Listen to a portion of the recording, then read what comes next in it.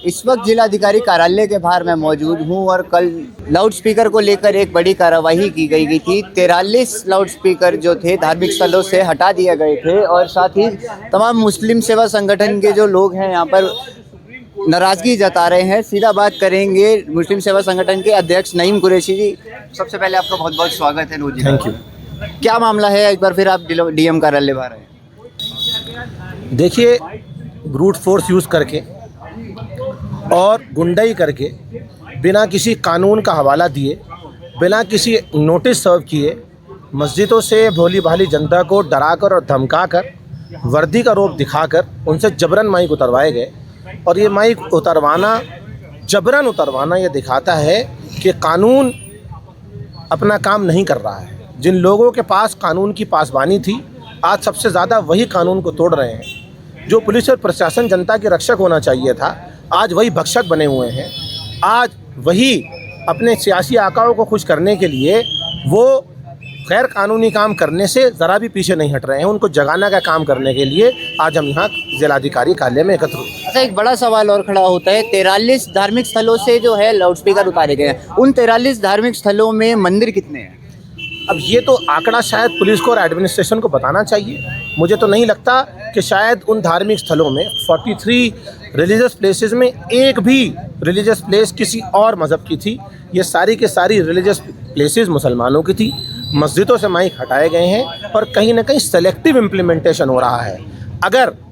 अगर कानून है, अगर सुप्रीम कोर्ट के इंस्ट्रक्शंस हैं, तो वो सिर्फ मस्जिद के लिए नहीं है, वो सारे मजहबी मकाम के लिए है।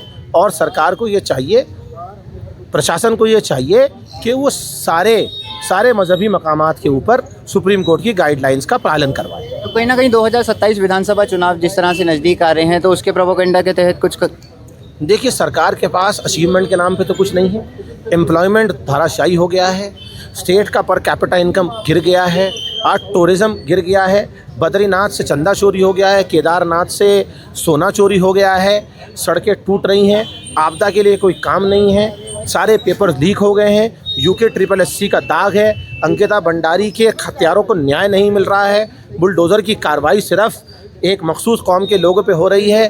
तो उससे ये पता चलता है कि 2027 में सरकार के पास जाने के लिए कोई अचीवमेंट नहीं है। इसलिए मस्जिद, मदरसा और इनका विध्वंस दिखाकर मुसलमानों को यानी कि कानून से डराकर और धमकाकर और कुछ लोगों को खुश करने के लिए सरकार ये काम कर रही है। कहीं ना कहीं गुंडाई राज चल रहा है बीजेपी का। गुंडाई राज चल नहीं रहा है, गुंडाई राज दौड़ रहा है। लेकिन याद रखिएगा, जो जितनी तेज़ी से दौड़ता है औंधे मुँह उतनी तेज़ी से गिरता है। और ये सरकार 27 में औंधे मुँह गिर जाएगी। और भी लोग हैं, सीधा बात करेंगे। भाई साहब, क्या नाम है आपका? मेरा नाम योगेंद्र चौहान है। आज आप डीएम कार्यालय के बाहर आए हैं, क्या कारण?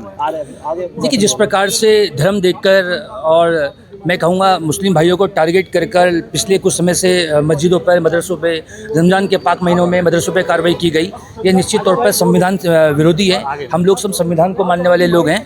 मैं आपसे मिलता हूँ दोबारा। तो बिल्कुल कहीं ना कहीं मुस्लिम सेवा संगठन के तमाम कार्यकर्ता यहाँ पर पहुँचे हैं जो नाराजगी जता रहे हैं लाउड स्पीकर की इस कार्रवाई को लेकर। तब तक के लिए देखते रहिए। कैमरा पर्सन चिराग के साथ मैं स्पर्श पाठक, देहरादून।